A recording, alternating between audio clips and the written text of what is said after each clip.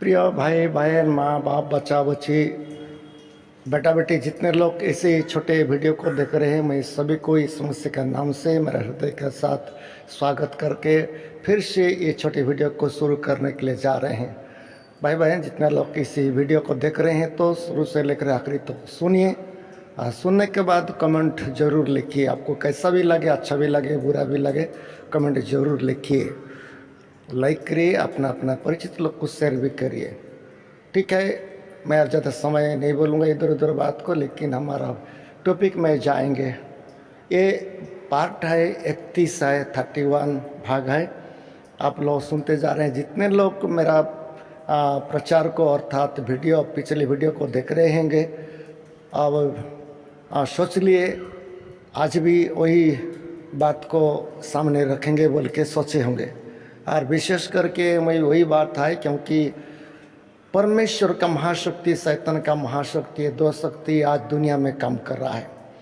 ये दुनिया में जैसा कि ये टक्कर मार रहे हैं ऐसी काम कर रहा है। इसी बात को लेकर के मैं आप लोग का सामने रखता हूँ। भाई बहन, तो एक सोचने का बात है। ये दो शक्ति है, एक भरमाने का शक्ति है जो शैतान का शक्ति है। बहुत लोग उसमें पढ़े हैं, बहुत लोग पढ़े हैं, अच्छा विश्वासी मसीह विश्वासी लोग भी, जिसको ज्ञान बुद्धि है, बाइबल का वचन को सुनते हैं, फिर भी कितना कितना समय में शैतान का महाजाल में फंस जा रहे हैं और भ्रम रहे हैं, अपने आप को बहुत अच्छा समझ रहे हैं। कितने लोग हैं, मैं किसी को इशारा करके नहीं बोल रहा हूँ, लेकिन सोचने का बात है। बाइबल में लिखा है अंतिम समय में झूठा मसीह लोग के हाथ में लोग चला जाएंगे, बहुत लोग चला जाएंगे बोल के लिखा है। तो इसलिए मैं बोल रहा हूँ, और आज भी देख रहे हैं। इसमें से एक बात बोले, लोग क्या करें, उजाला से अंधकार को अच्छा समझे।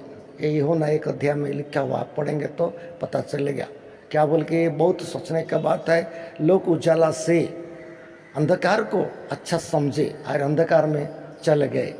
कितना बड़ा बात है। अंधकार को सब लोग जानते हैं, बाइबल से हमको मिला है शिक्षा। अंधकार को पाप का दर्शाते हैं, पापात्मा का कार्य का दर्शाता है। लेकिन लोग क्या है, उजाला को छोड़ करके अर्थात अच्छा चीज़ को, अच्छाई को छोड़ करके लोग को क्या करते हैं, अंधकार को अर्थात बुराई में फंस जाते हैं। अपने आप को अच्छा तो सोचते हैं, लोग बोलते हैं क्या बोल के, मैं तो व्यभिचार नहीं किया हूँ, मैं मर्डर नहीं किया, मैं चोरी नहीं किया, मैं तो अच्छे हूँ बोलते रहते।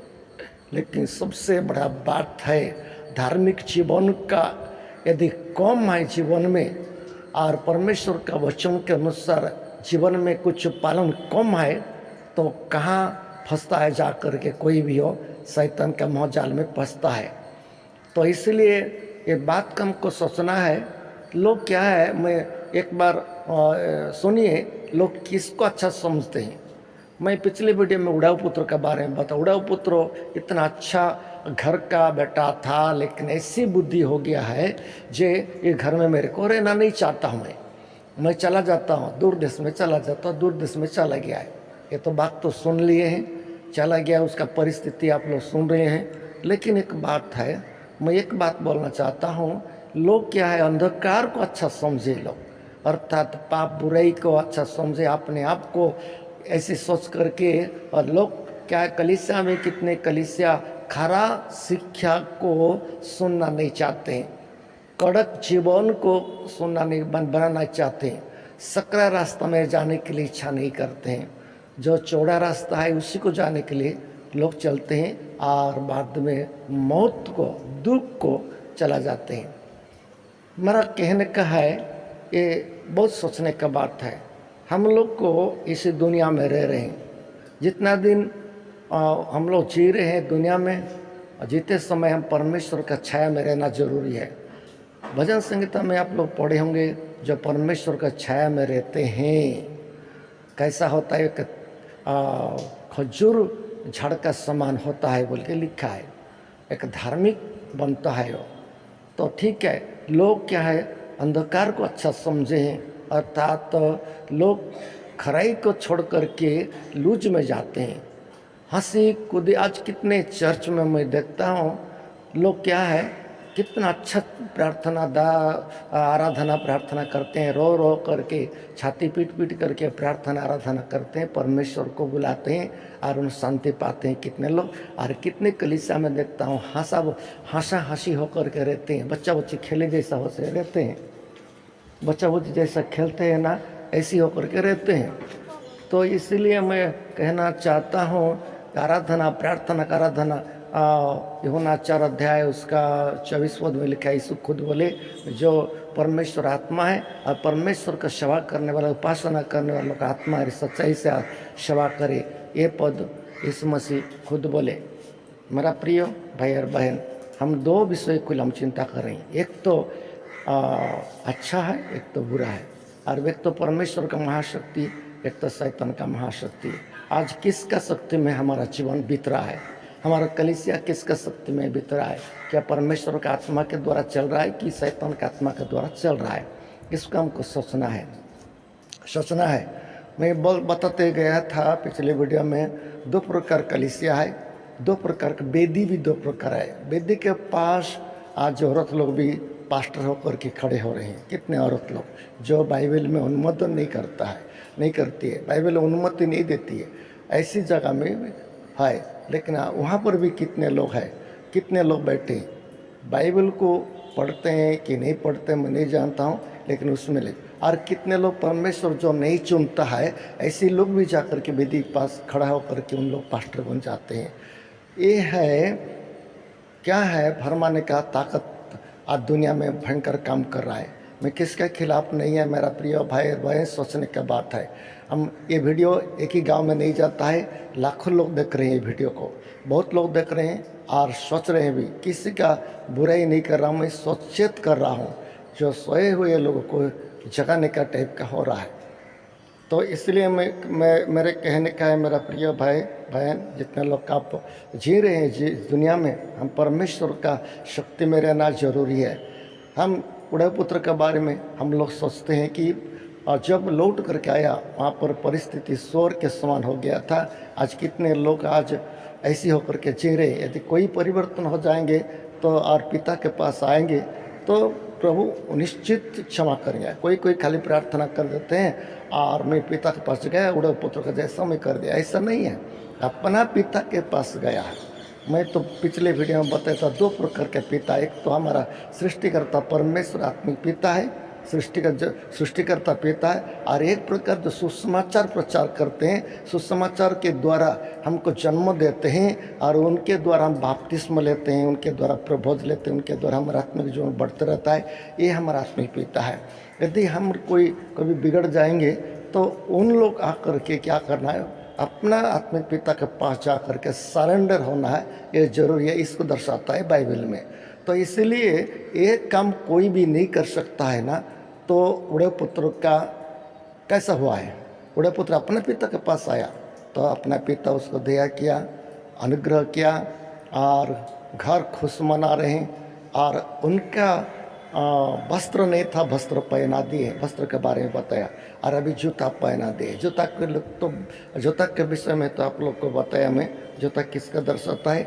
जूता ऐसी चीज़ को दर्शाता है जो हम परमेश्वर के वचन के अनुसार हमारा जीवन बने, परमेश्वर के वचन का आज्ञा पालन करें।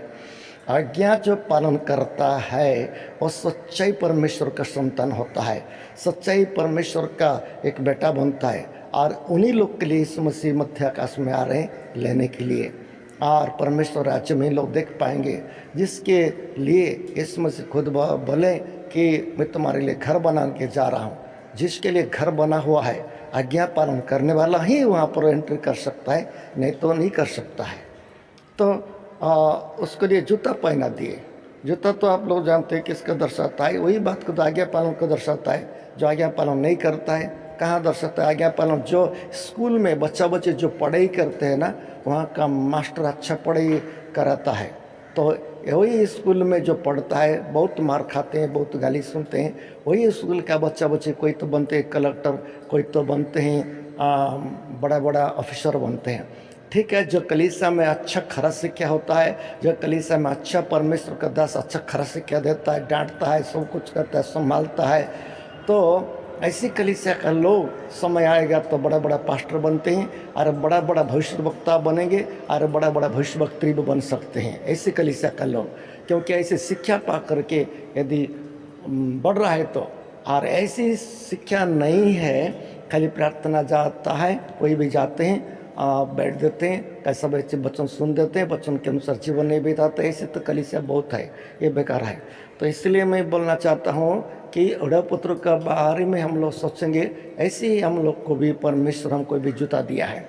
जूता पहन करके सोने के लिए नहीं, बैठने के लिए जूता पहन करके हम लोग बच्चों का पालन करने का को दर्शाता है। तो बाद में एक पॉइंट में आप लोग को बता रहा हूँ, बहुत कुछ है, मैं ज़्यादा समय नहीं बोलूँगा क्योंकि समय का कम है। एक भाई ने मेरे को कमेंट में लिखे है, उड़िया में लिखे, आप देख सकते हैं कि वीडियो छोटा हो जा रहा है और कुछ सुनना चाहता हूँ और थोड़ा लंबा करो बोल के। मैं उनको बहुत बहुत धन्यवाद, वीडियो को सुन रहे हैं, देख रहे हैं, समझ रहे हैं। ऐसे सभी लोग को मेरा विश्वास है, ऐसे समझिए और कमेंट लिखिए, ज़रूर कमेंट लिखिए। दूसरा एक चीज़ है, वस्त्र एक नंबर है, वस्त्र पहना दिया है और अपना नंगापन को ढक दिया है। और दूसरा पैर में जूता नहीं था, वचन मानने के लिए उसको आदेश दे दिया, इसका अर्थ है। और तीसरा नंबर है, हाथ में अंगूठी दिया है, ये तीसरा नंबर है। पिता ने देखा हाथ खाली था। और तीसरा नंबर है, एक अंगूठी पहना दिया है। किसको? जो उड़व पुत्र है, जो लौट करके आया, उसको माफ़ कर दिया, क्षमा किया और खुश किया, और एक अंगूठी भी दे दिया। ये 3 नंबर का है। हम लोग जानते हैं हमारा परमेश्वर भी 3 भाग का है। 3 भाग का, एक तो पिता है, दूसरा पुत्र परमेश्वर है, तीसरा पवित्र आत्मा परमेश्वर है।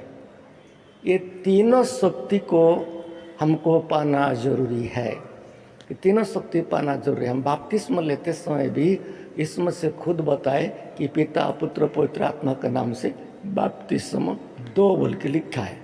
तो पिता पुत्र पवित्र आत्मा के नाम से हम बपतिस्मा लेना जरूरी है।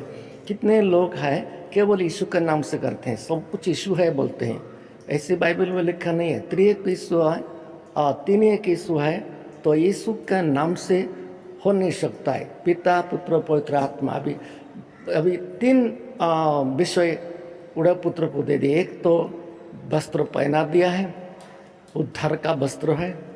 दूसरा परमेश्वर का व्यवस्था को अनुसार चलना है, जैसा कि इस्राएल लोग को परमेश्वर व्यवस्था दे दिए ऐसी। ठीक है, धन्यवाद।